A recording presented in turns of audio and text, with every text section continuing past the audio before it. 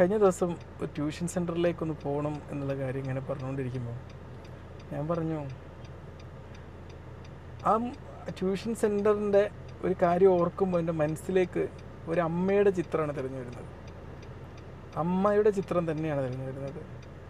അവിടെ ഒരു സ്റ്റുഡൻസിനാക്കുമ്പം അവിടെ ഒരു ടീച്ചറുണ്ട്, സുഭദ്ര ടീച്ചർ എന്നാണ് പറയാം. അമ്മയെപ്പോലെ കുട്ടികളെ പരിചരിക്കുന്നൊരു ടീച്ചർ.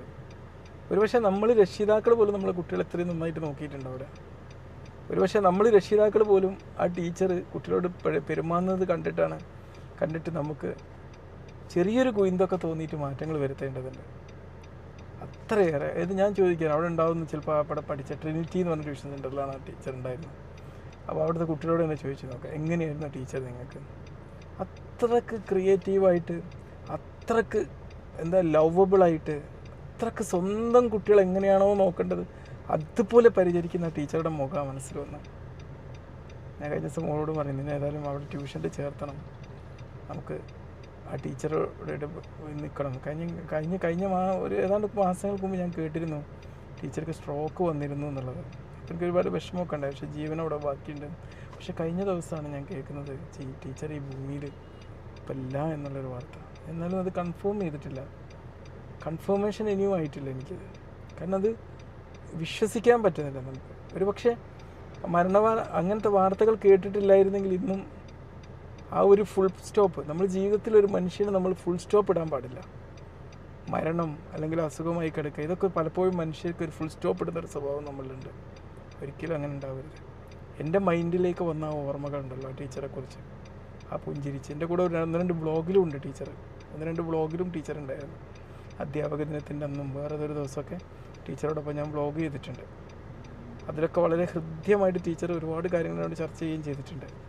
അതൊക്കെ ഇങ്ങനെ ഓർത്ത് ഞാനിങ്ങനെ ആ ഓർമ്മകളുണ്ടല്ലോ, അതിനാണ് എന്നും പ്രാധാന്യം. അതൊരു ഫുൾ സ്റ്റോപ്പല്ല. ഒരു മനുഷ്യന് നമ്മൾ ഫുൾ സ്റ്റോപ്പ് ഇടരുത്. നമ്മളൊരു മനുഷ്യൻ മരിച്ചത് തന്നെ ഇങ്ങനെ ചിന്തിച്ചുകൊണ്ടിരിക്കുകയാണ്, അല്ലെങ്കിൽ ഒരു മനുഷ്യന് അസുഖമായി കിടപ്പിലായത് മാത്രം ചിന്തിച്ചുകൊണ്ടിരിക്കുകയാണെങ്കിൽ നമ്മൾ ആ മനുഷ്യൻ്റെ ജീവിതത്തിന് അപ്പോഴാണ് ഫുൾ സ്റ്റോപ്പ് ഇടുന്നത്. പക്ഷേ ആ മനുഷ്യരോട് എപ്പോഴും അവരുടെ ജീവിത കാലഘട്ടത്തിൽ അവർ കാണിച്ച സ്നേഹപ്രകടനങ്ങളും മറ്റും ഓർത്ത് അത് നമ്മുടെ ജീവിതത്തിൻ്റെ ഭാഗമാക്കി അതിനനുസരിച്ച് നമ്മൾ ഇൻസ്പയേർഡായിട്ട് മുന്നോട്ട് പോവുകയാണെങ്കിൽ അവരുടെ ജീവിതത്തിൽ നമ്മൾ ഫുൾ സ്റ്റോപ്പ് ഇടുകയില്ല. നമ്മുടെ ജീവിതത്തിന് മരണം എന്ന ഫുൾ സ്റ്റോപ്പ് വീഴുന്നതിന് മുമ്പ് നമ്മൾ ശരിക്കും ഒരു നല്ലൊരു ജീവിതം അവിടെ ജീവിച്ച് തീർത്തിട്ടുണ്ടാവും.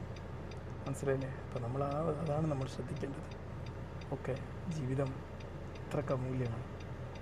നമ്മൾ ജീവിക്കുന്ന ഓരോ നിമിഷം. ഇപ്പോൾ ടീച്ചറെക്കുറിച്ച് ഞാൻ ഇത്രയൊക്കെ ഓർക്കണമെങ്കിൽ, ആ ടീച്ചറെക്കുറിച്ച് ഇത്ര പറയണമെങ്കിൽ, ആ ടീച്ചർ ആ ജീവിച്ച കാലഘട്ടത്തിൽ ആ ടീച്ചർക്ക് ഒരിക്കലും ഫുൾ സ്റ്റോപ്പ് പറ്റാത്തൊരു ജീവിതം, ഒരു മാതൃക, ഒരു പാരമ്പര്യം നമ്മൾ മുമ്പിൽ ബാക്കിയാക്കിയതുകൊണ്ടാണ് നമുക്ക് വീഴാത്ത ഫുൾ സ്റ്റോപ്പിന് മുമ്പായിട്ട് നമ്മളും ടീച്ചറെ പോലെ ജീവിതത്തിൽ പാഠങ്ങൾ പങ്കെടുക്കുക. ഓക്കെ, ടീച്ചറെ പോലെ നമ്മുടെ ജീവിതം മറ്റുള്ളവർക്ക് അവർക്കൊരു ഫുൾ സ്റ്റോപ്പ് ഇടാത്ത രീതിയിൽ, പാകമാവുന്ന രീതിയിൽ